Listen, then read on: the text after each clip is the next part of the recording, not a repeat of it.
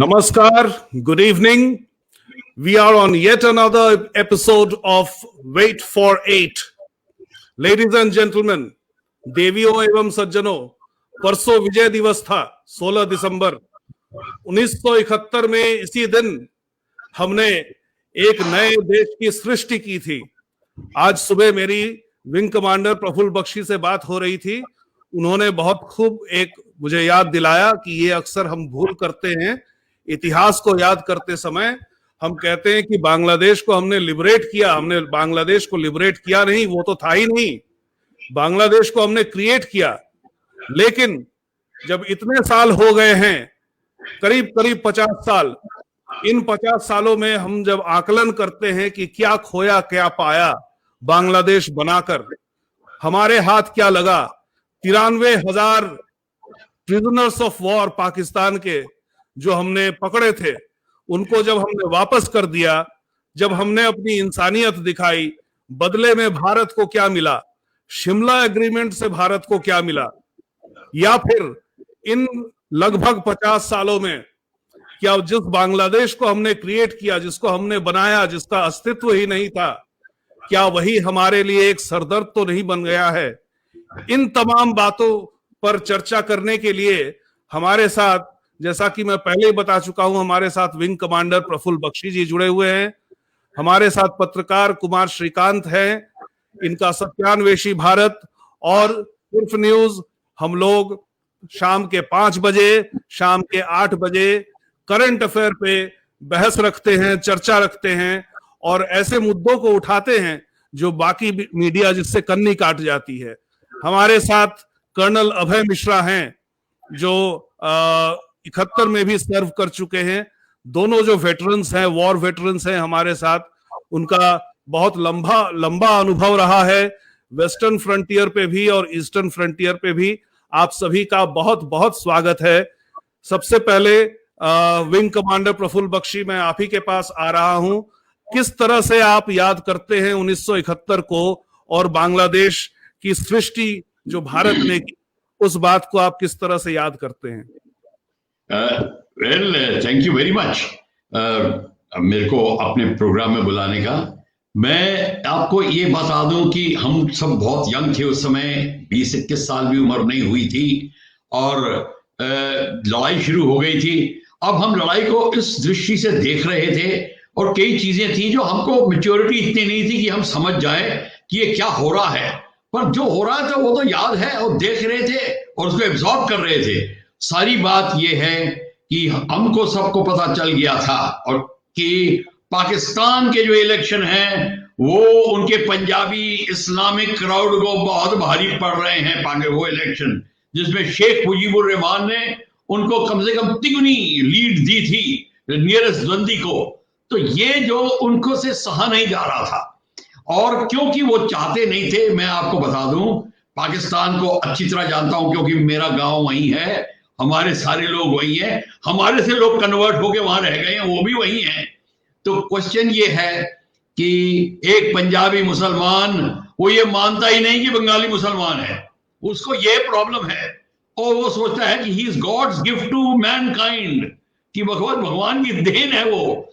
तो इस विचारधारा के साथ में जब उसको पता चला कि शेख मुजीबुर रहमान प्राइम मिनिस्टर बनेगा पाकिस्तान का, तो ये उनसे सहा नहीं गया और उन्होंने इस बात को लेकर जो जेनोसाइड शुरू किया, क्योंकि उस समय हमारे फादर को सारी खबर मिलती थी, रॉ में थे, उनको पता था और उनको देखा कि जिस तरीके से जो जेनोसाइड हो रहा है, लाखों की तादाद में रेप किया जा रहा है, मारा जा रहा है, आप अनुमान नहीं लगा सकते। हिंदू ही नहीं, मुसलमान क्राउड को भी वो जो जिन्होंने उन्होंने आना शुरू किया और उसके बाद हम सबको पता चल गया, फौज में तैयारी शुरू हो गई। हालांकि जो आर्मी चीफ थे सैम मानेकशॉ, उन्होंने इंदिरा गांधी जी को खास कह दिया था कि लड़ाई दिसंबर से पहले हम स्टार्ट नहीं करेंगे, मतलब मॉनसून के बाद स्टार्ट करेंगे। इस बात पे काफी उनकी थोड़ी नोक झोंक हुई, पर बात सेटल हो गई, बहुत कोऑर्डिनेशन हो गया पॉलिटिकल और मिलिट्री थिंकिंग में। और इस समय जब हमने तैयारी देखी, हम जब ईस्ट में तैयारी कर रहे थे और वहां पे जो एयरफोर्स थी उसका हम तैयारी देख रहे थे, हम वहां थे। उसके बाद मैं वेस्ट में आया, जो लड़ाई शुरू हो गई। तो ये जो क्वेश्चन हम देख रहे हैं, ये भारत की प्लानिंग बड़ी जबरदस्त थी। Coordination between army and politics, between three services, एक थी। हिंद वर्ल्ड की मिलिट्री हिस्ट्री में अभी तक कोई ऐसा कैंपेन हुआ नहीं है जो 13 साल में जिसने एक कंट्री क्रिएट की हो। ये वो कैंपेन है। और इतनी बड़ी तादाद में फौज जो मूव कर रही थी, मेघना रिवर वगैरह पानी से भरी हुई थी, हेलीकॉप्टर्स का ब्रिज बनाए जा रहे थे, मतलब एयर ब्रिज से, हेलीकॉप्टर से। और जिस चेंज ऑफ पॉलिसी उनकी हुई, flowing water policy of army, उन्होंने सारे पाकिस्तानी जो हार्ड पॉइंट से उनको बाईपास करके स्ट्रेट अवे ढाका पे अटैक किया। और ढाका में पाकिस्तानी सोल्जर्स ज्यादा थे, हिंदुस्तानी सोल्जर से कम थे, वो कम थे। फिर भी उन्होंने 93,000 सोल्जर्स ने किस तरीके से उनके फौज ने, उनके लोगों ने जो हथियार डाले, ये अपने आप में नमूना है। हमने वो भी देखा दृश्य, दोबारा जब लड़ाई खत्म हो गई हमने वहां पे गए और हमने वो दृश्य भी देखा। और मैं आपको बता दूं, मैं एक न्याजी से मिला, इसलिए मिला क्योंकि मेरे फादर रॉ में, वो फादर उनको गांव से जानते थे, स्कूल में पुराने उनके ताल्लुकात थे। तो उनके सामने वो रो पड़े और एक रियाजी ने ये कह दिया कि मेरे को मार दिया जाएगा, एक्सेट्रा। उनको सलाह दी गई कि आप पॉलिटिकल असाइलम ले लीजिए इत्यादि। वो बात जमी नहीं। पर जो है, जिस तरीके से भारत ने उनके 93,000 प्रिजनर्स को इज्जत के साथ भेजा, हर एक को सूटकेस, कपड़े, हर एक प्रिजनर को दिए। और एक बार सैम मानेकशॉ अंदर गए कैंप में, जहां पाकिस्तानी कैंप थे, और पाकिस्तानी सूबेदार मेजर को, जो कैंप में था, उसको बोला कि साहब हम आपका कैंप देखना चाहते हैं। वो हैरान रह गया, कहता साहब आपके तो हम बंदी हैं, आपके तो हम जो POW हैं, आप हमसे परमिशन मांग रहे हैं। तो सैम मानेकशॉ ने कहा मैं अपने फौज का कायदा नहीं भूलता, इस समय हमने आपको इंचार्ज बनाया है इस कैंप का, अपने जवानों का, आपसे हम परमिशन लेंगे। अंदर गए, उनके साथ खाना खाया। तब सूबेदार मेजर कहता है साहब हमें एक बात बताइए, मैं गुस्ताखी कर रहा हूं पर पूछ रहा हूं। कि पूछिए साहब, आप ये मेरे को बताइए कि क्या आपके सारे अफसर आपके जैसे हैं? तो सैम मानेकशॉ ने कहा बेशक। इसे साहब अब पता चला है कि आपकी फौज क्यों जीती है। अगर आपके जैसे अफसर हमारे पास होते तो खुदा कसम हमारे को खुदा भी नहीं हरा सकता था। ये बोला उसने। मतलब कहने की कि ये सब इस तरीके से पूरे काम को अंजाम दिया गया। और जैसे आपने ओपनिंग टिप्पणी करी थी कि हमने अपने इस फायदे को भूल गए, शिमला एग्रीमेंट में अपने घुटने टेक दिए और इत्यादि, जो है वो खैर हमारी जो डीप थिंकिंग है, स्ट्रेटजी है, वो हर बार मिसिंग थी और इस बार भी मिसिंग थी। और इसीलिए बात, क्वेश्चन ये है, क्या अब हम ये गलती दोहराएंगे? क्या अब हम अपनी पुरानी गलतियों को दोहराएंगे या ठीक करेंगे? इसके लिए जो है पॉलिटिकल मैच्योरिटी क्या हमारे में आ गई है? क्योंकि हमारे में स्ट्रेटेजिक थिंकिंग नहीं है। अब तो चाइना आ गया है, चाइना की स्ट्रेटेजिक थिंकिंग देखिए और हमारी देखिए, तब पता चलता है। मेरे को कहने में शर्म आती है, मैं क्रिटिसाइज नहीं करना चाहता, पर चाइना का 6ठी क्लास से मिलिट्री स्ट्रेटजी की सब्जेक्ट पढ़ाया जाता है। हमारे बंदों को बता रहे, हमारे फौजियों को नहीं पता, तो बच्चों को तो छोड़ो। ये प्रॉब्लम है। जब तक हम दूर नहीं करेंगे अपने देश को आगे बढ़ाने के लिए, यही तरीका है। जी thanks a lot for those great opening remarks, Wing Commander. Before I come to you, Colonel Abhay Mishra, I would like to also I'd like our audience to know a bit about the background of which Wing Commander Praful Bakshi has already spoken. But the society, the local society of what was then East Pakistan. To discuss that, we have somebody very knowledgeable about the state of affairs of what was once undivided Bengal. We have political and economic analyst Shugato Hajra with us. Shugato, welcome to the show. If you could throw some light, not just about the development since March 1971, which finally led to the confrontation in December. But, what was brewing, what was happening over the 1960s because it was not an overnight thing. Islam proved inadequate to keep a country united. The language Bengali became more important for the people there. Right? And so was regional assertion. If you could throw some more light on that. Yes, Shugato. Confrontation started immediately after creation of Pakistan. In Right. fact, the confrontation started over the language issue. Basically, West Pakistan wanted to impose Urdu there, and the Bengalis, they wanted Bengali to be taught. Of course, Right. this movement was also spearheaded by a large section of Hindus, not necessarily only Muslims, but educated Muslims were along with the Hindus. And this movement was a mass movement, which Pakistan had suppressed brutally. And this division between Pakistan, West Pakistan and East Pakistan was continuing. As a matter of fact, East Pakistan was effectively viewed as a kind of colony for West Pakistan. So that isolation of East Pakistan was with West Pakistan culturally and economically was complete. Right. This somehow was, pacified, and when Ayub Khan actually declared national election. Now there was the problem. East Pakistan had more number of seats, and it so happened that Sheikh Mujibur Rahman led Awami League. They won almost all the seats excepting two. Only Yes. Maulana Bhashani and another member of Maulana Bhashani's party actually won. All Right. other seats were captured by Awami League, and PPP, Pakistan People's Party, led by Bhutto, had some 80 seats odd.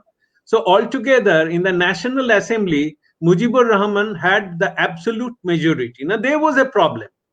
West Pakistan did not like a Bengali to be the Prime Minister of Pakistan. So they created lots of trouble, and that's there the problem started. And in fact, by then Ayub Khan had lost his capacity. As a matter of fact, that Pakistan economy, honestly speaking, till the early 60s, Pakistan economy was better off than Indian economy. Pakistan had better foreign relationship than India. The only thing is that in the 65 war, Pakistan could not somehow make China join the war and attack India. They wanted to capture Kashmir, but they could not. Diplomatically, it was a failure of Ayub Khan. And to some extent, I think USA was reluctant for China to have this kind of advantage. And thereafter, actually, after this sort of stalemate and effective loss in 1965, Pakistan economy and politics, they started going down. So that's why East Pakistan, rather Bangladesh, erstwhile Bangladesh, they had the capacity now to, protest against West Pakistan. And that's how it all started. It is, of course, a large number of Mukti Joddhas were basically Hindus. And some Muslims were also there. But what happened, these Rajakas, actually, this Pakistani, West Pakistani, these soldiers, they were really oppressive. So that was the major problem. They were torturing their women. I'll take that issue of oppression and this feeling of supremacy that the West Pakistanis suffered from, and they still suffer from that. I'll take that to Kumar Shrikant. Shrikant ji, मैं आपके पास जो प्रश्न ला रहा हूं, मुझे बड़ा एक पूरे विश्व में इस्लाम जगत में एक अद्भुत सा परिदृश्य दिखता है. ये जो पाकिस्तानी है, उस जमाने में पश्चिमी पाकिस्तानी थे, क्योंकि पाकिस्तान के दो भाग थे, और वो नीची नजर से देखते थे पूर्वी पाकिस्तानियों को, जो कि आज बांग्लादेशी हैं. और इतने बरस बीत गए, आज भी शायद उनका दृष्टिकोण वही है बांग्लादेशियों के प्रति. और अजीब विडंबना है कि जब हज के समय ये लोग मक्का जाते हैं, वहां के जो अरबी मुसलमान है वो इनको नीची नजर से देखते हैं कि ये कहां से आ गए. तो ये जो अपना सोचना कि हम किसी से बड़े हैं, किसी से श्रेष्ठ हैं, और हमारा खून बेहतर है और बाकी का खून पानी है, ये कैसे देखते हैं आप इस चीज को? क्योंकि ये अगर नहीं होता तो शायद आज बांग्लादेश नहीं होता. श्रीकांत जी. हाँ, नहीं, बहुत धन्यवाद आपका सुजीत जी. एक बहुत बेहतर और बढ़िया टॉपिक लिया है, और सभी सम्मानीय जो हैं उन सबको मेरा नमस्कार है। देखिए, ये बात तो आप बिल्कुल मानेंगे। देखिए, अगर इस्लाम को लें तो कभी इस्लाम में आपस में नहीं बनी है। आप देखिए, नहीं तो जुलाई और जून जैसे महीने में पैगंबर साहब का जो शव 3 दिन नहीं सड़ता भरी गर्मी में। आप समझ रहे हैं, उनकी मृत्यु के बाद 3 दिन वो शव वहीं सड़ता रहा। हनीफों में और अलग अलग लोगों में जो है बवाल मचता रहा कि कौन अब नया पैगंबर होगा। तो ये जो समस्या है, एक को सर्वश्रेष्ठ समझना, दूसरे को नीचा समझना, ये इस्लाम में दिक्कत थी। आपको पता होगा कि बड़ी नीची निगाह से वो बंगाली जो बंगाल के मुसलमान थे उसको देखते थे, और वो कहते थे ये काले मुसलमान हैं, काले मुसलमान हैं, लुंगी पहनने वाले मुसलमान हैं। ये मुसलमान उर्दू नहीं बोलते, तमीज की बात नहीं करते, पान नहीं खाते और उर्दू की शायरी नहीं सुनते हैं। ठीक है ना? आप सोचिए, उर्दू की शायरी नहीं सुनते, अरबी की बात नहीं करते, इनकी मातृभाषा। देखिए, 71 मेरा मानना है कि बांग्लादेश को अलग होने का सबसे बड़ा कारण जो था कि बांग्लादेश कहीं ना कहीं बंगाल की अस्मिता, वहां की भाषा, रविन्द्रनाथ में वहां की बोली और वहां की चीजों के बहुत नजदीक है।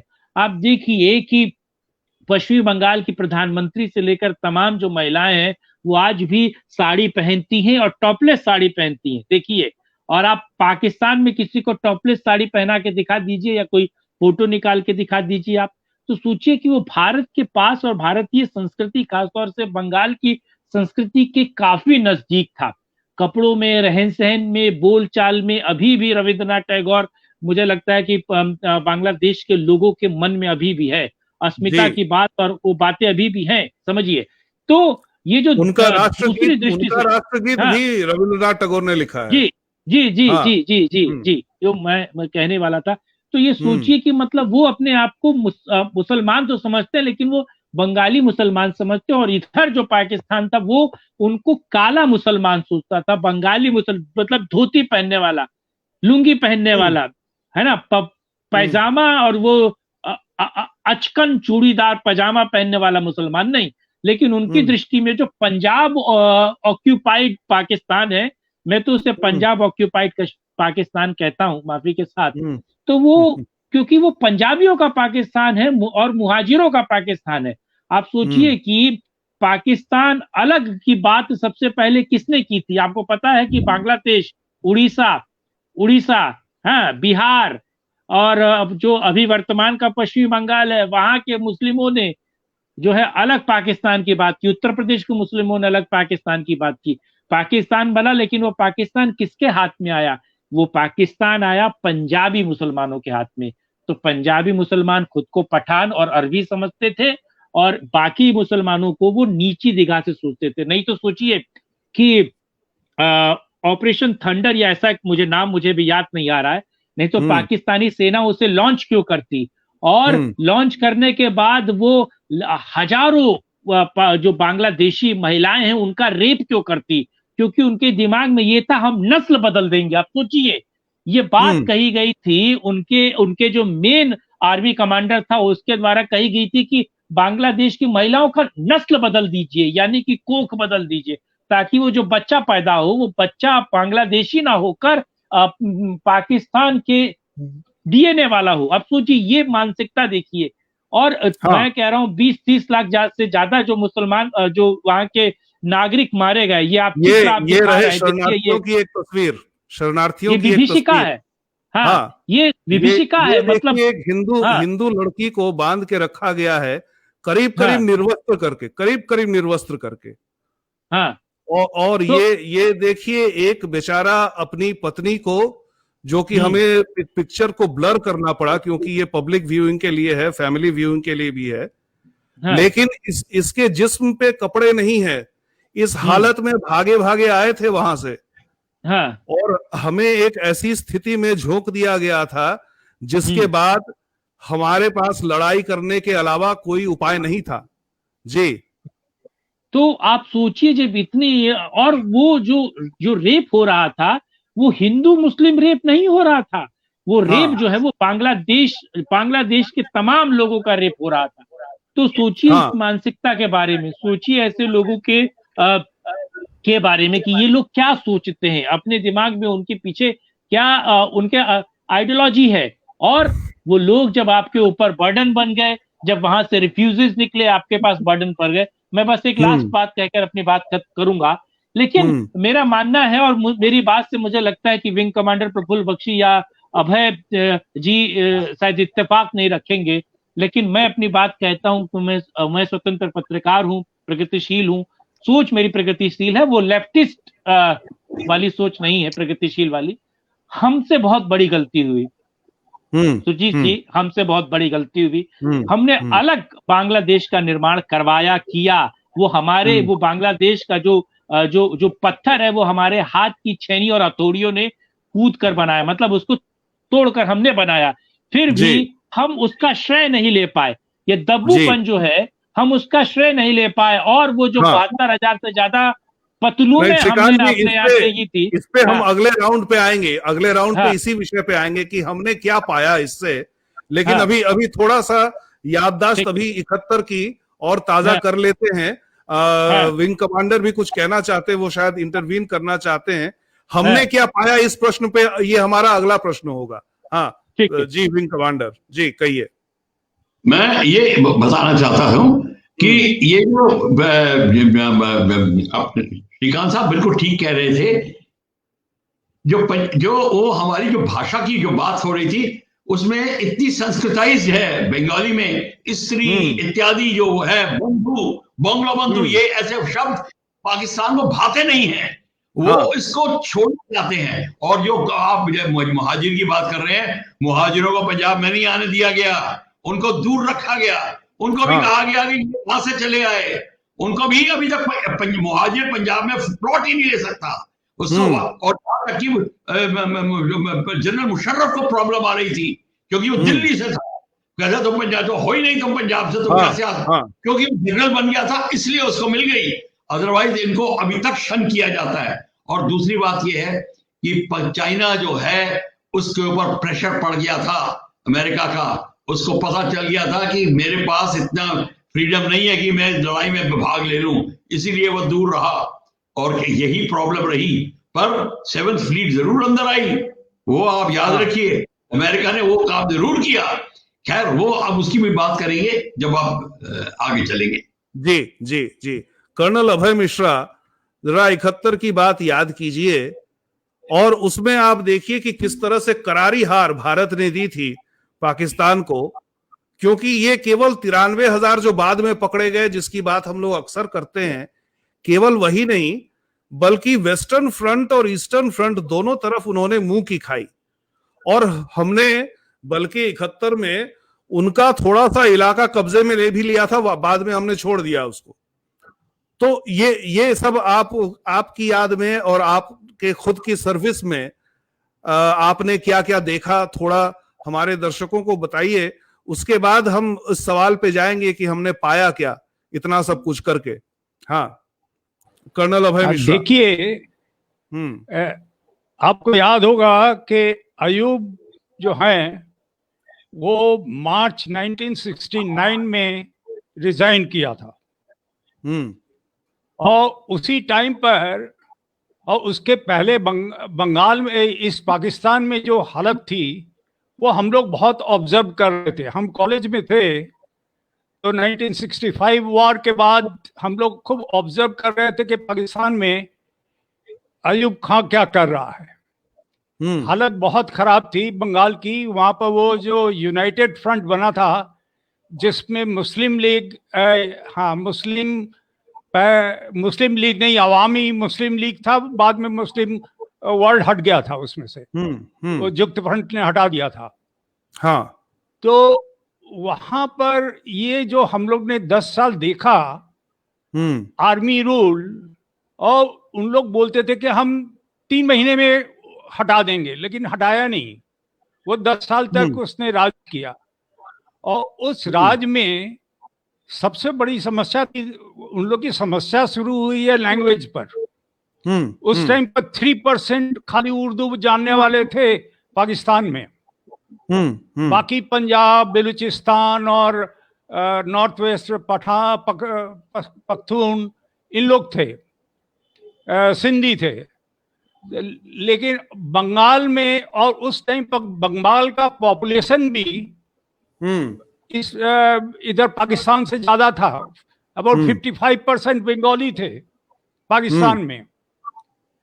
और उन लोग की इकोनॉमी जो थी बांग्लादेश से होती थी। बांग्लादेश का जूट एक्सपोर्ट होता था, और वो एक्सपोर्ट का जो मनी है वो मेनली कराची एयरपोर्ट में खर्चा होता था, या पाकिस्तान के पंजाब में ज्यादातर खर्चा होता था जी। इसलिए वहां पर वो जो युक्त फ्रंट, यूनाइटेड फ्रंट बना था, जिसमें अवामी लीग और कृषक वाली वसानी की पार्टी थी, उन लोग थे युक्त फ्रंट में।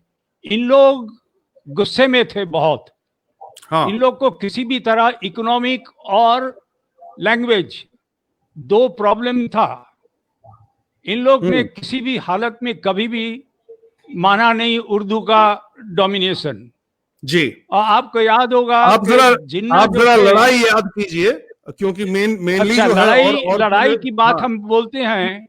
हम इसलिए बोल रहे हैं कि मार्च 1969 में हम फिर ट्रेनिंग के लिए गए थे जी। कमीशन ट्रेनिंग के लिए गए।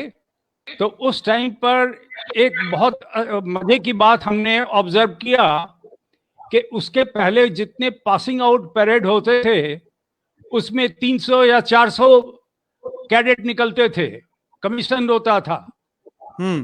लेकिन हम लोग के टाइम पर वो 550 हो गए।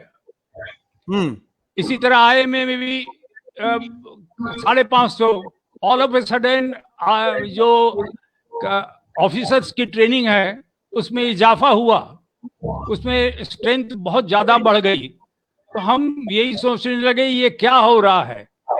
और पाकिस्तान 1969 से हमको लगता है इंदिरा गांधी और उनके जो सलाहकार थे उन लोग ने प्रिपरेशन शुरू कर दिया था, क्योंकि पाकिस्तान बाज नहीं आ रहा था।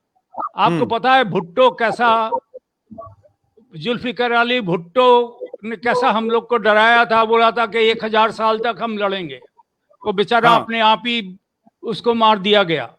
तो ये जो भुट्टो जो अड़ गया था मुजीबर रहमान के साथ, वो हम लोग देख रहे थे जी। उसके बाद हम लोग ने, हमारा कमीशन हुआ मार्च में। उस टाइम पर हमने देखा कि नया रेजिंग हो रही है।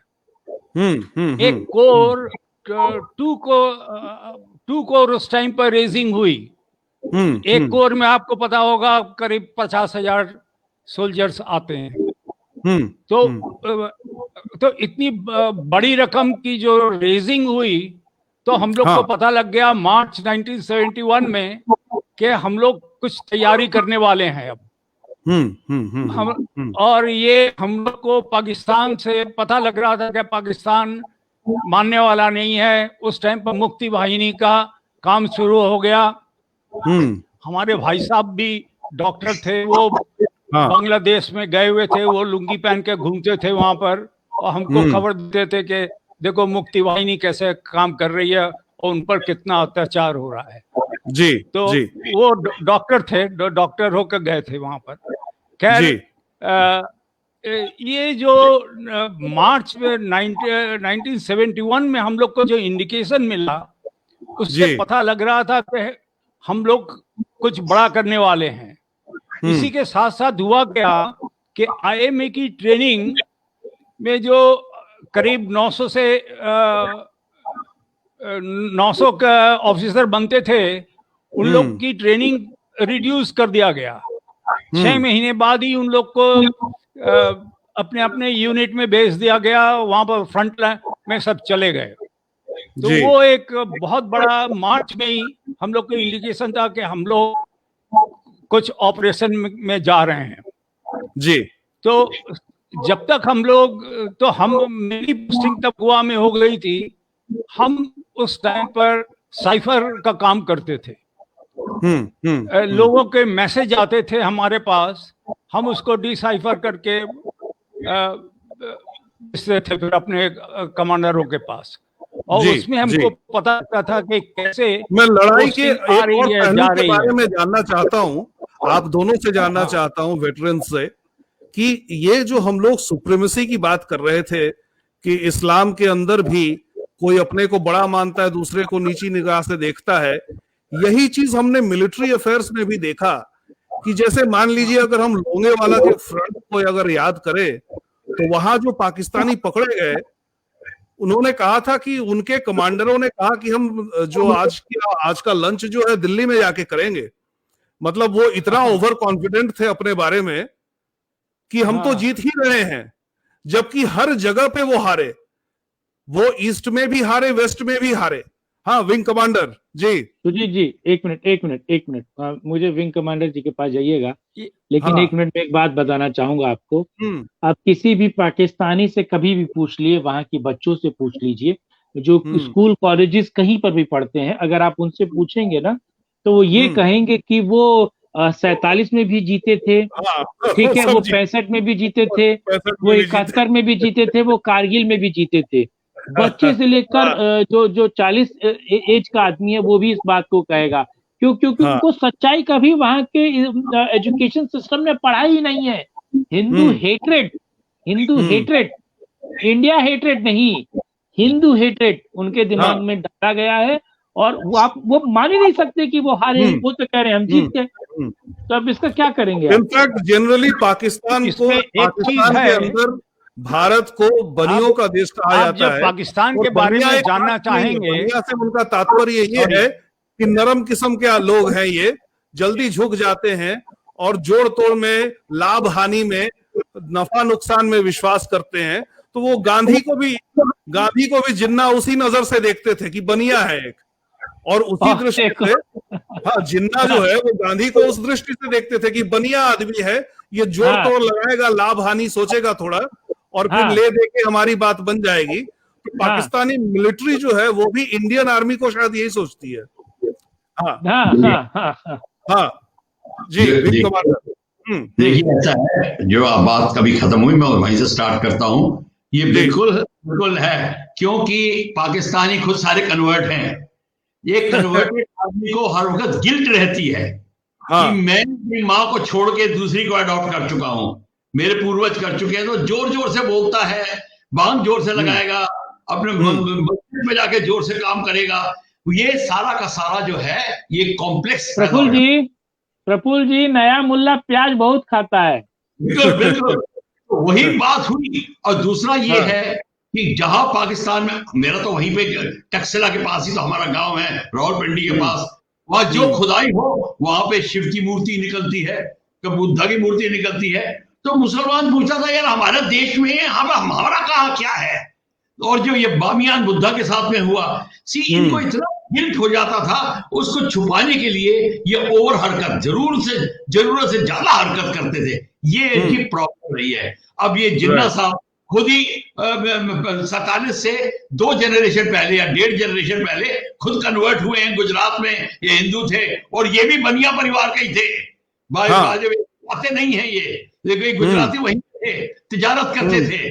तो ये जो सारी बात है। पर मैं ये बता रहा हूं कि जो लोंगेवाला की जो बात कर रहे थे आप, ये 65 में भी उन्होंने बोली थी कि हमने अमृतसर में हम ब्रेकफास्ट करेंगे और छोले भटूरे हम दिल्ली में जाके दोपहर को खाएंगे 2 बजे, ये चांदनी चौक में, ये बोलते थे। और ये लोंगेवाला क्यों हारे मैं बता देता हूं। उनकी बेसिक खराब थी। कभी भी जब फौज आगे बढ़ती है और उसको एयर कवर नहीं हो तो वो ऐसे है जैसे कि बटेर जमीन पे है और बाज ऊपर से अटैक कर रहा है। ये प्रॉब्लम थी, इनको समझ नहीं आई। और जर्मन्स ने ये बात तो टेक्निक बिल्कुल तैयार कर रखी थी, इन्होंने नहीं सीखी। तो लोंगेवाला का जब अटैक हुआ, उनका एयर नजारत थी, कोई था ही नहीं एयरक्राफ्ट। तो मैं उत्तर लाइन में था, सपोर्ट कर रहा था, हमारे हंटर्स वहां थे और हम लोग फ्लाइंग करते थे। जब देखते थे तो पूरे टैंक्स थे, और जैसलमेर के जो 2 हंटर थे उन्होंने 65 टैंक्स 2.5 दिन के अंदर नेस्तनाबूद कर दिए। 2 बाद में आए, 4 एयरक्राफ्ट ने मिलके पूरे उनकी एडवांस को रोक दिया। जबकि शायद आपने भी प्रफुल्ल जी, आपकी भी शायद मजबूरी रही होगी क्योंकि हंटर्स जो है वो रात को उड़ान नहीं भर सकते थे। ये तो प्रॉब्लम थी। हमारे जी, कोई एयरक्राफ्ट नहीं उड़ान तो भर सकता था, पर ग्राउंड अटैक नहीं कर सकते रात को। आप आप इलाहाबाद से दिल्ली चले जाएंगे रात को, पर अगर आपको आ जाए अटैक करिए, क्योंकि पुल आउट हाइट नहीं पता चलती रात को। आप 100 फीट पुल आउट करना है, ये नहीं पता चलता, ये परसेप्शन नहीं होती। ग्राउंड अटैक सिर्फ स्टेटेड लेवल हो सकता है, स्टेट लेवल कर सकते हैं, पर आप रॉकेट अटैक, गन अटैक नहीं कर सकते। ये सारा का सारा प्रॉब्लम थी। तो अब वो तो दूर हो गई, पर क्वेश्चन ये है कि पाकिस्तान अपने बैड टैक्टिक्स के कारण बांग्लादेश में उसके 1.5 दिन के अंदर उसकी पूरी एयरफोर्स खत्म हो गई, और उसके बाद में यहाँ पे भी हर जगह उसको ये lack of coordination and tactics का अभाव रहा, ये प्रॉब्लम रही। और जो उनका जो लड़ाई करने की जो क्षमता है, वो बता देता हूं, जब हमारी आर्मी एडवांस कर रही थी तो उनके जो सोल्जर्स पकड़े गए थे बंकर्स में, उनके साथ जो औरतें थी, एक बंकर में 3 औरतें। क्या आप बताइए, आप औरत के साथ सोएगा कि लड़ाई करेगा? तो ये बड़ी प्रॉब्लम थी उनको। बड़ी कई अफसर तो कपड़ों के बिना पकड़े गए, जल्दी अपने को कोई भी कपड़े से ढक रहे हैं, ऐसे लोग तो पीओडब्ल्यू लिए गए वहां पे। तो आप देख लीजिए, ये इनके लड़ाई इनके बस की बात नहीं थी। और जब बहुत अय्याश हो जाती है एक फौज, तब फिर ऐसा होता है। 93,000 वर्ल्ड रिकॉर्ड है, तो ये तो ये इनको हुआ था। और अभी वर्ल्ड वॉर के अलावा पृथ्वी के इतिहास में ऐसा नहीं है कि इतनी भारी संख्या में पीओडब्ल्यू पकड़े, वो भी अपने से कम लोगों के ऊपर, अपने से कम हमलावर के ऊपर। और दूसरी बात ये है, अभी भी पाकिस्तान में 85% ऑफ पाकिस्तान की जो तिजारत है आर्मी कंट्रोल कर रही है। आर्मी लड़ना नहीं चाहती, अब वो घोड़े पे नहीं बैठना चाहती, कहता घोड़े पे कोई और बैठेगा, ये पीछे लगाम पीछे पकड़े हुए हैं। इसीलिए पाकिस्तान आर्मी लड़ाई नहीं करती, वो टेररिस्ट वगैरह को, इनको, और जिहाद, इस्लाम के नाम का जिहाद उन्हें बड़ा पसंद है। कहता ये कराए, ये कराते रहिए और ये मामला बिल्कुल फिट रहेगा, ये उनका गेम। हाँ। अभी हम अपने सेकंड राउंड पे आते हैं, जिस पर सभी पैनलिस्ट चर्चा करना चाहते थे कि इतना सब कुछ करके हमने क्या पाया। शुगोतो, if you we have extensively recall, or at least so far we have recollected the history of creation of Bangladesh by India in general, and the Indian Army, Indian Armed Forces in particular. But what did we get from this entire exercise? First of all, we do not even recall the history correctly. As I said in the beginning of the program, we say we liberated them, whereas we did something much greater. We created a country that did not exist. There was no Bangladesh. There was a unified India once upon a time. It broke up and Pakistan came into being. And then a part was East Pakistan, the other was West Pakistan. So we created Bangladesh. What did we get by creating that country? Because even in between, we had some very hostile kind of governments. If you, let's not talk about the rumors about the Sheikh Hasina government that is there in Bangladesh now. But in between, we had the BNP government, we had Ershad also. So whether it was Begum Khaleda Zia, or it was Ershad, Hussain Muhammad Ershad, we did not have cordial relations with that country. And now we have this incessant problem of infiltration from that country. तो इतना सब कुछ करके हमें क्या मिला? ये शुगतो. I think you need to unmute yourself. Yeah. One thing we got, that is relative peace across the border. So for Pakistan, there is one big area where they cannot attack and bother us anymore. So to that extent, it's a gain. It's a military gain. The other thing is that what we could have gained from Bangladesh, we could not do it. One, of course, that much talked about thing that 93,000 POWs we had released without gaining anything and all that. I do not know. Maybe Mrs. Gandhi was eyeing for Nobel Peace or something like her father was doing earlier. But anyway, the thing is that we had missed that opportunity. And other thing, what we did, I think we were suffering from some kind of complacence. So as a result, we could not bail out Mujibur Rahman in time. We could not, and our intelligence failure was very, very pathetic. We could not save the Awami League government. We could not save Sheikh Mujib. His entire family was erased, excepting Yes, Sheikh Hasina, yes. who was in England, so she survived.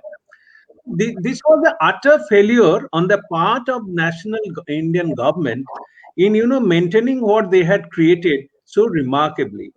So I mean, if you go by ups and downs, if Bangladesh liberation was up, so this subsequent handling of Bangladesh and helping Sheikh Mujibur or maintaining a real so-called government, a relatively liberal and secular government, that was an utter failure.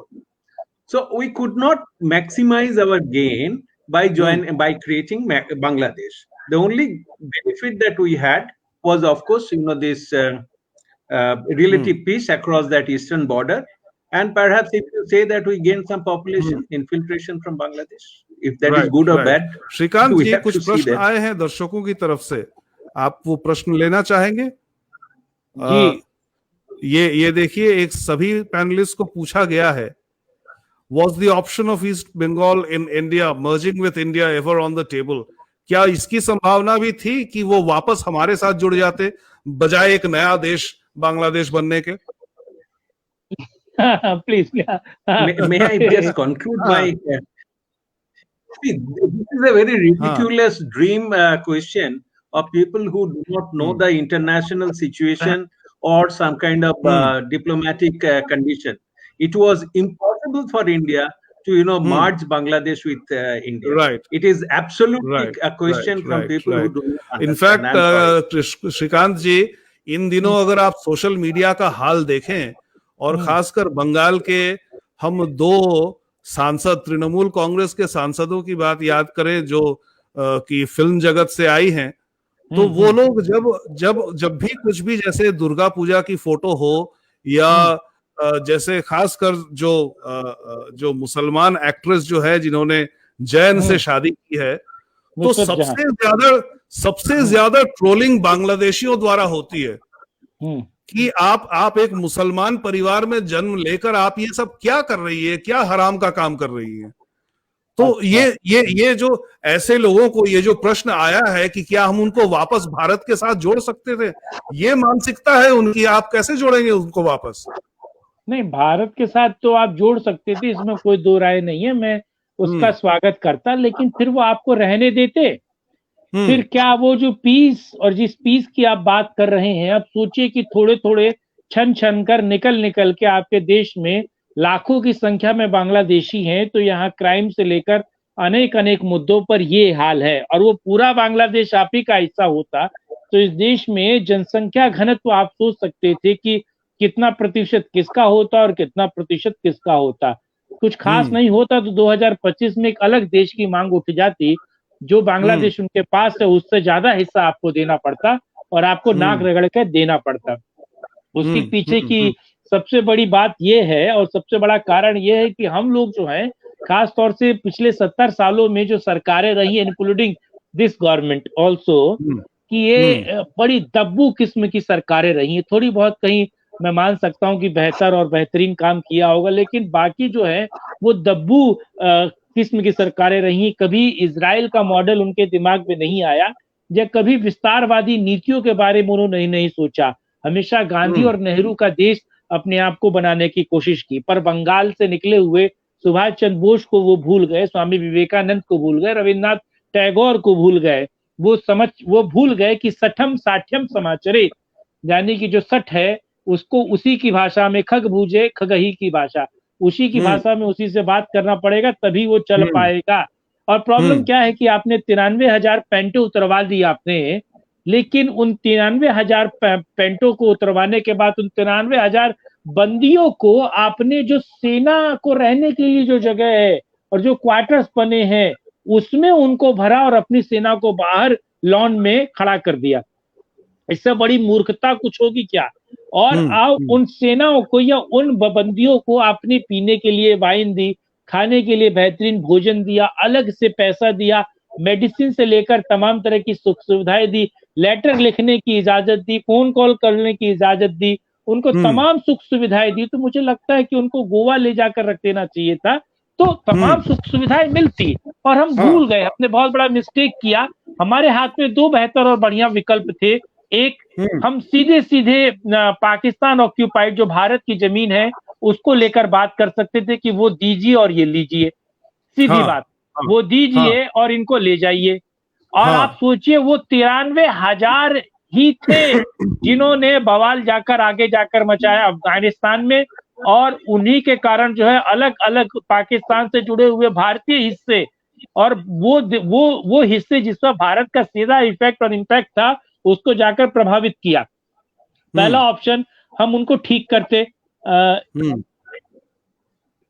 ठीक है, या तो हम उनको ठीक करते, या तो हम ठीक नहीं कर सकते तो उन बंगालियों के हाथों दे देते जो बंगाली चाहते थे कि इनको मिल जाए, ताकि वो 30 लाख 20 लाख से ज्यादा महिलाओं का रेप हुआ था, इतने मतलब लाखों की संख्या में जो है वहां के लोग मारे गए थे, हिंदू मुस्लिम दोनों, क्योंकि उस लड़ाई में तो हिंदू मुस्लिम नहीं थे ना, उस लड़ाई में तो वो बांग्लादेशी थे। आज वो हिंदू मुस्लिम हो गए, उसमें कोई दो राय नहीं है, ये उनका भी सवाल का जवाब है जो मुझसे पूछ रहे थे। तो उस वक्त वो केवल बांग्लादेशी थे, उस वक्त वो बांग्ला, वो भाषा उनके लिए एक देश थी। आज वो हिंदू मुस्लिम हो गए, वो तो आना ही था, ज्यादा दिन तक गिरगिट पे पड़ा हुआ पानी एक जैसा नहीं रहता। तो हम उनके हाथों उन्हीं के हाथों सौंप देते, वो मार पीट के बराबर कर देते। लेकिन हमने क्या किया, थाली में सजाया, खिलाया पिलाया, मोटा किया और वापस ले जाके पाकिस्तान को दे दिया कि भैया अब तुम इससे टेररिज्म करो, अफगानिस्तान को प्रॉब्लम करो, कंधार को, हर जगह प्रॉब्लम करो और भारत को भी प्रॉब्लम करो। तो ये नीति और ये नीयत हम भोग रहे हैं और आने वाले दिनों में भी भोगेंगे। यही चीज मैं दोनों आर्म्ड फोर्सेस के वेटरन्स के पास ले जाना चाहता हूं। आपसे उम्र में काफी छोटा हूं, लेकिन जितना भी मिलिट्री हिस्ट्री हमने पढ़ा है देश का, कुछ अजीब सी एक मानसिकता मुझे दिखती है, नेहरू से लेकर इंदिरा गांधी से लेकर राजीव गांधी तक। क्योंकि ये आप देखिए कि बचपन से हम लोग पढ़ते आते थे कि बहुत बाद में 98 का परमाणु परीक्षण हुआ, लेकिन पोखरण 1 बहुत पहले हुआ था। और हमारे इतिहास की किताबों में पढ़ाया जाता था कि वो एक पीसफुल डेमोन्स्ट्रेशन था, ठीक है। तो हम कुछ करके भी जैसे शर्माते थे ये कहने की हमने ये कर दिया है। इसी तरह से जब सबसे पहली अग्नि मिसाइल का परीक्षण हुआ, राजीव गांधी की सरकार थी, उन्होंने कहा कि अग्नि 1 क्या है, टेक्नोलॉजी डेमोन्स्ट्रेटर है, मतलब हम इससे लड़ाई नहीं करेंगे, हम ये बस दिखाना चाहते थे कि हम ये बना सकते हैं, ये टेक्नोलॉजी डेमोन्स्ट्रेटर है। तो ये किस तरह की मानसिकता है कि लड़ाई जीत कर भी आप एक तरह से हार जाते हैं, या फिर आप कुछ अचीव भी करते हैं तो मानने में शर्माते हैं। कर्नल अभय मिश्रा जी, आप म्यूटेड हैं शायद। एक तो हम लोग के जो इन्फेंट्री का एक अचीवमेंट था वहां पर ढाका पहुंचने का, तो थोड़ा सा हम पीछे जा रहे हैं। तो वो जो एक स्विफ्ट ऑपरेशन था वो बहुत याद करने वाली चीज है। हम लोग की जो फौज जैसे बाईपास करते हुए, बड़े बड़े शहर को बाईपास करते हुए हम लोग ढाका पहुंचे थे। वो मिलिट्री ऑपरेशन बहुत बढ़िया ऑपरेशन था मानेकशॉ के अंडर। और दूसरा आपने बोला क्या फायदा है हम लोग को असम को ये याद करिए, असम में पहुंचना कितना मुश्किल था। असम और जितना ईस्ट स्टेट हैं, अभी बांग्लादेश है तो एटलीस्ट हम लोग उतना डरे नहीं हैं, लेकिन पाकिस्तान तो हम लोग को जाने नहीं देता था। तो Assam is nearer to us, bay of Bengal is safe now. आपका चटगांव इज, मुझे लगा west Bengal is safe now. मैं नहीं मानता वेस्ट बंगाल सेफ है। चलिए ठीक है, सॉरी वेस्ट बंगाल नहीं, हम बोल रहे हैं चटगांव। ये चटगांव में जो थे सुरजीत दा, उनकी एरिया कितनी सेफ हो गई है। बे ऑफ बंगाल में आप बड़े आसानी से मूव कर सकते हैं। आपका अंडमान सेफ है। ये नहीं तो पाकिस्तान यदि यहाँ पर उन लोग का ये देता, प्रॉब्लम क्रिएट कर सकता था किसी भी टाइम पर। चाइनीज को दे देता अपने इलाका।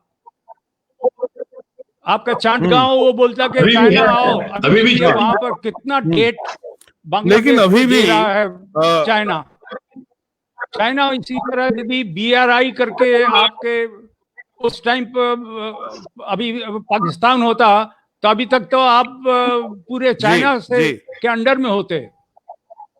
एटलीस्ट अभी हम कुछ नेगोशिएट करके लेकिन अभी बांग्लादेश जो के भीतर नजदीक से का अपनी रेल ले कर्नल जा अजहर सकते मिश्रा, हैं। अभी भी नजदीक का जब इतिहास हम याद करते हैं तो हमें वाजपेयी का जमाना याद आता है, जब हमारे जवानों को बांस की लकड़ी से टांग कर ले आया गया था। पूरे इंडिया भर के लोगों ने टीवी पे देखा था और मैंने सुना है कि उस दृश्य को देखकर आडवाणी की आंखों से आंसू आ गए थे, लेकिन उसके बाद उसका कोई बदला नहीं लिया गया। और अभी हाल ही में भी एक बांग्लादेश के रेंजर्स के साथ झड़प हुई थी जिसमें उन्होंने अनप्रोवोक्ड फायरिंग की थी और हमारा एक जवान मारा गया था, हमने कुछ किया नहीं। हाँ विंग कमांडर जी देखिए, नहीं, ये सवाल तो आप बहुत चिपता हुआ पूछ रहे हैं। हाँ, आपको मैं बता दूं कि बांग्लादेश को आपने लिबरेट तो किया। पहली बात बता रहा हूं कि कई मिलिट्री एक्सपर्ट्स ने कहा था, ये भी बात हुई थी कि उसको बांग्लादेश को अपने में ला लो, वो नोबडी एग्रीड। ये जरूर कहा कि ऐसी टेरिटरी आप उनसे कहिए कि we will take this territory, जो हमारे को सहूलियत देती थी उस साइड में जाने की, जो क्या कहते हैं from on the other side. कई जगह थी, कई ज्योग्राफिकल फीचर्स थे जो हमारे पास होने चाहिए थे। अगर उस समय हम मानते, बड़े आराम से हमको मिल जाते, उसे कोई प्रॉब्लम नहीं थी। हमने उसमें भी चूक की। और दूसरी बात यह है, बांग्लादेशी आप सोचते हो कि कभी आपका आभारी रहा है, आप भूल जाइए। बिल्कुल, वो पता है, हमारे जब उनको हम ट्रेनिंग दे रहे थे तो हम भारतीयों को कहते हैं ब्लडी कालूस, हमें कहते हैं, वो कहते हैं एग्जैक्टली। तो उसको मारा, उसको एक्चुअली थप्पड़ मारा उसको कि जरा तुम क्या बकवास कर रहा है, तुम बताया था तू कहां से पैदा हुआ, कैसे।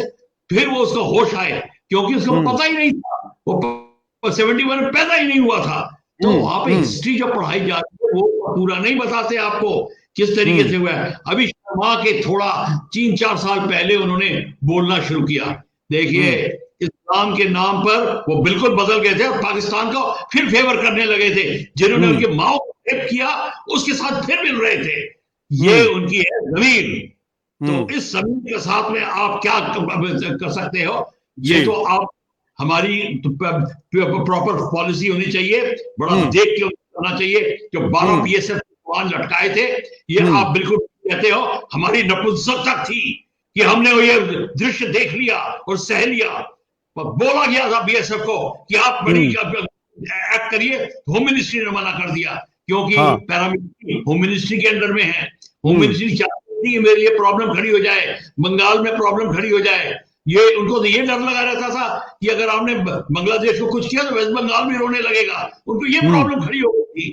तो ये जो प्रॉब्लम है, ये हमारी नीतियां, गलत नीतियों के कारण, लैक ऑफ समझ नहीं है हमारे को, स्ट्रेटेजिक थिंकिंग नहीं है। क्योंकि हम इलेक्शन यही करते रहते हैं। अभी आप देख लीजिए, यही चलता रहेगा। आपको चाइना के बॉर्डर भूल गए, सब कुछ भूल गए, कोई पॉलिटिकल एक्टिविटीज जितनी करा लो वो हम बड़े खुश हैं। तो ये प्रॉब्लम हमारी है। शुगतो, 10 सेकंड, मुझे 10 सेकंड, 5 सेकंड। हाँ जी श्रीकांत जी। देखिए सुजीत जी, मैं अपनी बात को समअप करूंगा सिर्फ एक बात कह के, उसके बाद आप जाइएगा। पाकिस्तान खौलता हुआ पानी है और बांग्लादेश अभी खौल रहा है, अभी खौला नहीं है। इसीलिए पाकिस्तान आपको बड़ा ऐसा लगता है कि साहब बड़ा आतंकवादी वाला देश है, आतंक प्रोड्यूस कर रहा है, दिक्कतें दे रहा है। और बांग्लादेश अभी धीरे धीरे खौलना शुरू हुआ है। दोनों के जड़ में इस्लाम है और वो आने वाले भविष्य में आपको दिक्कत देगा ही देगा। बस पानी का फर्क है। Right. Shugoto, the question, which you did not attempt fully because it was somebody else's turn, I'm taking it in a different way.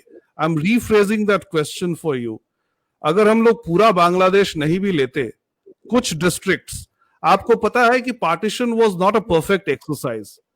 You know, as far as the eastern frontier is concerned, there were Hindu majority districts that went to East Pakistan and Muslim majority districts that came to India.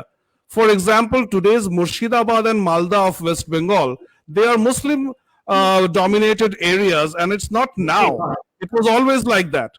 At the same time, the Khulna district of Bangladesh used to be, you know, the East, in East Pakistan, when it just became East Pakistan, Joshore, Khulna, Sylhet, these districts used to be Hindu majority, which wrongly went to the, to the Pakistani side.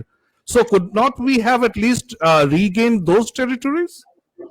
No, actually, you see what had happened. I mean, this map of East Pakistan was drawn after Indian independence. As a matter of fact, Pakistan flag was hoisted in Murshidabad. Later on, it turned out that it is in India, and similarly, it had happened that Indian flag was somewhere else. So the details are there. So, as a matter of fact, what had happened only after 15th August 1947, I think 1 day or 2 days later, this map was released.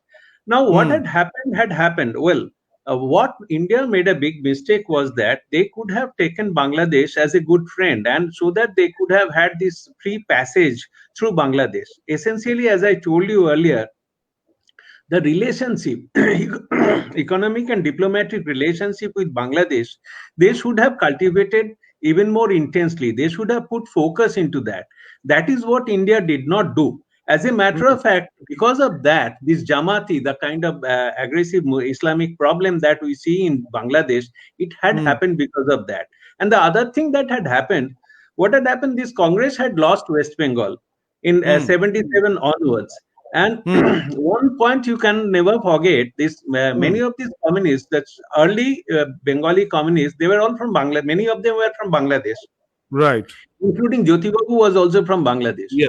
But what had happened, post-partition, from Bangladesh, they just came with their tail behind their back, and they ran away and they started in West Bengal. As a matter of fact, these communists, even in the initial days, they were against having a passport with Pakistan. They wanted free movement. So now, when in 1977, that was only 5-6 years after, this formation of Bangladesh, and also a few years after Sheikh Mujibur was ousted and these so-called elements came in Bangladesh in power, and India had an utter diplomatic and intelligence failure. This also actually created problem with Bangladesh. As a matter of fact, this porous border, particularly with West Bengal, this started because of the left. So anyway, this problem was very complicated. As a matter of fact, we had debated about isolation of West Bengal. See, isolation of West Bengal, particularly from the rest of India, from the Hindi heartland, basically, that also contributed to this kind of peculiar relationship with Bangladesh, the lack of focus with Bangladesh. So hopefully, if there is a change of government, hopefully if there is a national political party, a really national political party comes to power in West Bengal, perhaps there will be some kind of change. And as a matter of fact, yes, India has to bear with Sheikh Hasina. After all, she is relatively liberal, howsoever Taslima says about her. But the fact she is our best bet. And with that, we have to keep these aggressive elements in check. Right. Like we have Hindu aggressive elements also. Those who are saying that Bangladesh should have been merged with India, they belong to that category. So there are this kind of fundamentalists in both these communities. Hindu fundamentalism is little less. Islamic fundamentalism is too harsh. But we have to do something in between, and we have to have Bangladesh within our fold, because otherwise our connection with Northeast is getting problem. As a matter of fact, that was the biggest benefit. हम अपने दर्शकों को जो बंगाल से नहीं है, पूरे भारतवर्ष से, उनको एक और फर्क बताना चाहते हैं जो पश्चिमी पाकिस्तान और पूर्वी पाकिस्तान के बीच जो है। और अक्सर क्योंकि हमें इतिहास इतना विस्तार से पढ़ाया नहीं जाता, वो हिस्से जो कभी भारत के थे, वहां की सोशियोलॉजी क्या है ठीक से पढ़ाई नहीं जाती है। ये एक बहुत बड़ा अंतर है पश्चिमी पाकिस्तान और पूर्वी पाकिस्तान में, कि अगर आप आज के पाकिस्तानियों को देखें और उन हिंदुओं को देखे जो वहां से विस्थापित होकर आए हैं, और चाहे मान लीजिए कि दिल्ली के लाजपत नगर में रहे, कहीं और रिफ्यूजी कैंप में रहे, बड़े जद्दोजहद से उन्होंने फिर से अपने पैर के नीचे जमीन पाई और आज वो प्रतिष्ठित लोग हैं भारत में भी। लेकिन वहां पर मुसलमान भी प्रतिष्ठित थे, आज भी हैं, और आज भी वहां पर प्रतिष्ठित लोगों की ही सरकारें चलती है। वहां पर आप देखें, चाहे नवाज शरीफ का परिवार देखें या कोई भी परिवार देखें, तो वहां फ्यूडल लोगों का राज होता है हमेशा पाकिस्तान में। लेकिन वहीं पर अगर आप ईस्ट पाकिस्तान की बात करें, मैं एक पर्सनल एक्सपीरियंस बता रहा हूं, हमारे नाना जी बताया करते थे, और इनफैक्ट बंगाल में काफी जो ईस्ट पाकिस्तान से विस्थापित लोग आए हैं, उनका ये कहने पर मजाक बनता है, क्योंकि अक्सर वो लोग कहते हैं कि हमारे पास इतनी जमीन जायदाद थी। तो भाई पश्चिम बंगाल का आप जानते हैं कि इकोनॉमी बहुत अच्छा नहीं है, तो वहां लोगों को विश्वास नहीं होता है। वो कहते हैं अरे भाई, जिस भी ईस्ट बंगाली से बात करते हैं तो वो कहता है कि भाई हमारे पास तो बहुत जमीन जायदाद थी, हमारे पास तो हवेलियां थी, हमारे पास महल था। लेकिन ये हकीकत है कि बांग्लादेश जो आज कहते हैं, वो वहां पर जब अविभाजित जब था भारत, वहां के मुसलमान गरीब थे। वो पश्चिमी पाकिस्तान के मुसलमान की तरह समृद्ध नहीं थे और गरीब थे, और वो इंतजार कर रहे थे जब पाकिस्तान बनने की बात शुरू हुई, वो इंतजार कर रहे थे कि कब ये सब जाए और ये सब हम हड़प ले। वो ये नहीं चाहते थे कि हम दंगा फसाद करें, उनको लगता था कि ये तो चले ही जाएंगे, ये सब कुछ हमारा हो जाएगा। अब सोचिए कि जो उस स्थिति से उठ के आया हुआ मुसलमान, जो कि नवाज शरीफ जैसे परिवार का मुसलमान नहीं है, जो कभी एक गरीब था जबकि हिंदू के घर में नौकर था, ऐसा मुसलमान आज भारत के साथ दादागिरी करता है। कुमार श्रीकांत जी, जी उस मुसलमान के वंशज, उस मुसलमान के वंशज जो कभी हमारे नौकर हुआ करते थे, वो हम पर दादागिरी करते हैं आज। जी नहीं, ये बात तो आप बहुत बेहतर और बढ़िया कह रहे हैं, लेकिन एक चीज इसमें भूल, आप सॉरी टू से, लेकिन पूरा पाकिस्तान ईस्ट वेस्ट जो भी कहिए, सबसे ज्यादा इकोनॉमी के तौर पर मजबूत जो है वो यही था, और इन्हीं के पैसों से, इन्हीं की इकोनॉमी से ये जो अर्जित करते थे वो चलता था उधर का। खैर बहरहाल देखिए, मैं हमेशा इस बात को कहता हूं कि ये बांग्लादेश और पाकिस्तान जो तमाम राष्ट्रों की अगर आप बात करेंगे तो सभी एक धर्म से जुड़े हुए हैं। धर्म नहीं, आप उसे सोचिए, धर्म तो बहुत बड़ी चीज होती है, दीन से जुड़े हुए हैं, है ना। तो ये दीन का फर्क है, एक का दीन थोड़ा तेज गर्म कर रहा है, एक का दीन थोड़ा धीरे गर्म कर रहा है। और कल की डेट में देखिए प्रॉब्लम क्या है, मैं आपको एक छोटा सा किस्सा बताता हूँ, बस 30 सेकंड लूंगा। जब आप जम्मू कश्मीर जाएंगे, कश्मीर खास तौर से, और कश्मीर का जो मुस्लिम है वो, उससे आपकी बहस हो जाए ना, तो वो हाथ में पत्थर ले लेगा और आप पे थूकेगा, गरियाएगा और पीछे पीछे हटता जाएगा डराने के लिए, मार दूंगा। अगर वो अकेला है आप अकेले हैं, अगर वो अकेला है आप अकेले हैं। जहां उसके साथ 2 और 3 हो गए और आप 2 भी हो गए, तो वो पत्थर मारेगा और मार के भाग जाएगा। अभी भी संकुचित, अभी भी डर है, और अभी भी उनके अंदर दिमाग में ये चलता है कि साहब ये डाउन है, इन्होंने हमारा शोषण किया है, इन्होंने हमें इस्तेमाल किया, बल्कि शोषण नहीं किया है, बल्कि आके आपने नौकरी की और नौकरी का आपने पैसा मिला, यानी कि वही बात हो गई, अन्नदाता उसे फ्री में तुमने लिया नहीं। चलिए उस मुद्दे पर मैं नहीं जाता हूँ, लेकिन ये बात समझना है कि बांग्लादेश की अभी भी मन में ये है कि नहीं, मुझे लगता है कि गरीब, ये बात जो कह रहे हैं, गरीब मुल्ला और अमीर मुल्ला कुछ नहीं होता है, मुल्ला मुल्ला होता है, इस बात को समझिए। मुसलमान होता है, अच्छा और बुरा मुसलमान कोई नहीं होता। तो प्लीज मैं हाथ जोड़कर प्रार्थना करता हूँ कि बांग्लादेश के मुसलमान और पाकिस्तान के मुसलमानों में डिफर ये मत कीजिए, ये अच्छा है ये बुरा है तो वो दोनों एक ही, एक अभी रिएक्ट कर रहा है, एक आपसे 10 साल बाद रिएक्ट करेगा। तो जान तो जोखिम में दोनों जगह है। आप अपने आप को कैसे बचा सकते हैं? मौके की तलाश में है, मौके की तलाश में। जब वो भारी हो जाएगा, अपर हैंड होगा, तो आपको सेट करेगा। हमारा जो 1 घंटे का समय है चर्चा का, उसके बहुत अच्छी चर्चा रही हम सबकी, और इस निष्कर्ष पे हम पहुंचते हैं कि देखिए, पहले हाफ में हमने लड़ाई के बारे में बात की, किन हालात में लड़ाई हुई इसकी बात की, हमने मिलिटरीली क्या क्या हमारी उपलब्धियां रही ये हमने गिनवाई, और फिर हमने अगले भाग में हमने इस पर चर्चा की कि हमने क्या पाया, भारत ने क्या पाया, इतना सब कुछ, इतनी बड़ी जीत हासिल करने के बाद हमने गंवा क्यों दी, और रेत की तरह से उंगलियों के बीच से फिसल क्यों गई। तो ये एक इशू है जिस पर जो हमारी फॉरेन पॉलिसी है उसके जो विशेषज्ञ हैं उनको भी सोचना चाहिए, जो मिलिट्री अफेयर्स के जो पॉलिसी मेकर्स हैं उनको भी सोचना चाहिए, और शायद कभी ना कभी, हालांकि हमारे यहाँ पे सिविलियन कंट्रोल के अंदर मिलिट्री ऑपरेट करती है, थोड़ा तो कम से कम जोर देना चाहिए हमारे सैनिकों को कि हमने जो पाया उसको आप गंवा नहीं सकते इस तरह से, क्योंकि आपका खून नहीं बहा है, खून हमारा बहा है। जी विंग कमांडर, आखिरी last word to you. Thank you very much. ये जो आपने सिविल और मिलिट्री कहा, मैं उसको मैं एक टिप्पणी करूंगा। देखिए, ये 1910 में जब जंगी लाट होता था और एक लाट साहब होता था, इन दोनों में संघर्ष चला था कॉलोनी में कि कौन सीनियर है, तो उन्होंने कहा था सिविल और मिलिट्री होना चाहिए उस समय।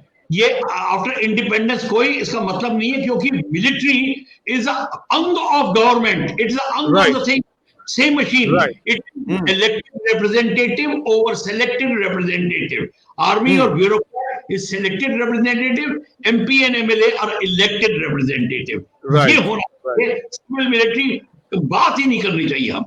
जी जी जी, लेकिन इतना तो हम जरूर कहेंगे कि हमने हमारी मिलिट्री की जो उपलब्धि रही उसको राजनेताओं ने गंवा दिया, उसके साथ खिलवाड़ किया, उसके बारे में लापरवाह रहे, और ये देश के हित में नहीं रहा। इस पर हमारे पूरे राजनीतिक सर्कल को विचार करना चाहिए, और आगे वो गलतियां न हो जो पीछे हुई हैं, इस पर ध्यान देना चाहिए। इस संदेश के साथ हम आज का कार्यक्रम समाप्त करते हैं। हमारे साथ जुड़ने के लिए बहुत बहुत धन्यवाद। जय हिंद, वंदे मातरम। जय हिंद। जय हिंद। जय हिंद।